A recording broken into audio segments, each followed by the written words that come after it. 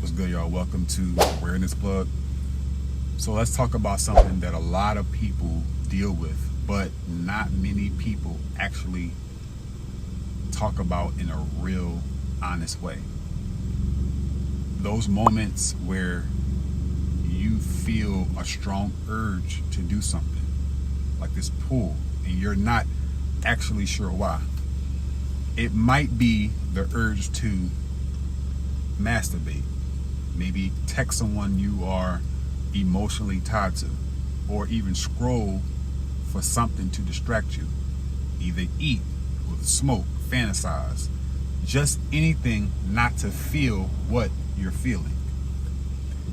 And on the surface, it looks like we just want to release or stimulation. But what I want to share with you is that underneath those urges, there are usually something deeper. There's a need that's trying to get met.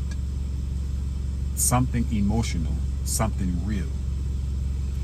And so this conversation is about learning how to pause in those moments, feel what's really going on underneath the urge, and give yourself something that brings true relief. Not just a temporary escape. And so I'm not here to shame your desire. I'm just here to understand it. And we're here to practice staying connected to ourselves, even when everything in us wants to check out in some way. Now, before I go any further, I just want to keep it real. I still go through this. I still feel strong urges sometimes, whether it's to check out, to reach out to someone I know I probably shouldn't, to look for comfort through something sexual or emotional when I really feel overwhelmed. This isn't something, again, I've mastered. This is something I practice consistently. So what I'm about to share with you isn't coming from a place of I figured it out. It's coming from a place of I've been in those moments too, and I'm still learning how to stay present when they come up in me, when those emotions come up in me. And so we're not here to perform healing. We're here to practice it together. Now, there are moments in your life where your emotions get really heavy. Maybe you feel disconnected, restless, you feel touch-starved, or just flat, and your body starts reaching for something to make it stop, or you want to feel something's pulling you. That might look like you masturbating real quick to get some relief, or reaching out to someone you're not really aligned with, just to feel, you could say, wanted. Or you start scrolling, binging, zoning out. But most of the time, that urge isn't even about the thing you're doing. It's about the need underneath that hasn't been met. And if we can learn how to pause and feel what's under that urge, we start to take our power back, our personal power back. So let's start with the difference between release and relief. Release is what most of us are used to. That's when we're overwhelmed in our body, we are numbed out, or we feel lonely. And we just want to get out of that feeling really fast. So what we do, we release by doing what? Ejaculating, reaching out to somebody impulsively.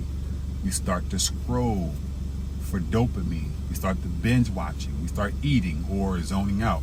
It gives us a break, but it doesn't meet the actual need. So the feeling comes back again, and usually more harder. Relief, on the other hand, is more slower, but it's more real. It's when we pause and say, What do I actually need right now? What am I really looking for? And instead of numbing out, we meet the real emotional need. That could be comfort, connection, safety, being seen, feeling our body without turning it into something, sexual. Now, one of the biggest keys in this work is understanding that your body still needs to feel. You're human. You need physical touch, sensation, and grounding. But that doesn't mean it always has to be sexual. A lot of us have trained our nervous system to associate anything strong feeling with the need to release sexually. But what we're often craving is presence, not porn, comfort, not climax. So here are ways to meet the physical need without making it sexual. You're in the moment, the urge comes. Let's say you want to feel held. Wrap yourself in a blanket and just sit still. Maybe rock gently, even just like side to side, like you're holding yourself. Or you can put your hands on your chest and your belly and breathe into your body. Let's say if you want to feel desired or seen, look into the mirror and say what you wish someone would say to you. You're still valuable. You still matter, even when no one's calling you. Or you can gently touch your arms, your shoulders, and your face. Not sexually, but like you're actually caring for yourself. Let's say if you want to feel powerful or in control, maybe do push-ups, stretch hard, hold a power pose, stand up tall, breathe deep, speak out loud. I choose to be here. I choose to stay with myself. Maybe if you want to distract yourself or numb out, try cold water on your face, your chest, or your wrists. Go outside and name 5 things you see or hear. Do something that brings sensation without numbing, like showering, cleaning, or cooking. All these things help you to meet those needs without trying to release. And so here's a practice. This is the actual, process I walk myself through in the moment when the urge hits. And you can use this exactly or make it your own, which I want you to do. Make it your own. So number 1, you're going to name the urge without judgment or shame. Maybe you can say to yourself, listen, right now I feel the urge to masturbate. And I'm just noticing it right now. And also, I'm not bad or weak for feeling like this. Now, naming the urge takes away its power. Like you're bringing it into the light and not letting it run you from your shadow or behind, or you're not just disowning it. Number 2, pause and breathe in the body. Take a breath. Put your hands on your chest or your stomach. And maybe start, ask yourself, where do I feel this in my body? Is it tight? Is it buzzy? Is it heavy?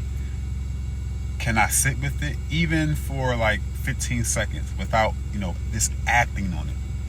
And so this is how you stay with the feeling without, being overwhelmed by it. Number 3, ask the feeling what it wants to give you. Talk to the part of you that's pulling, like really seriously. You can ask, what are you trying to give me right now? What are you afraid will happen if I don't act on this? What do you think I need right now? Let the answers come. It might say, I want to feel seen. I don't want to feel alone tonight.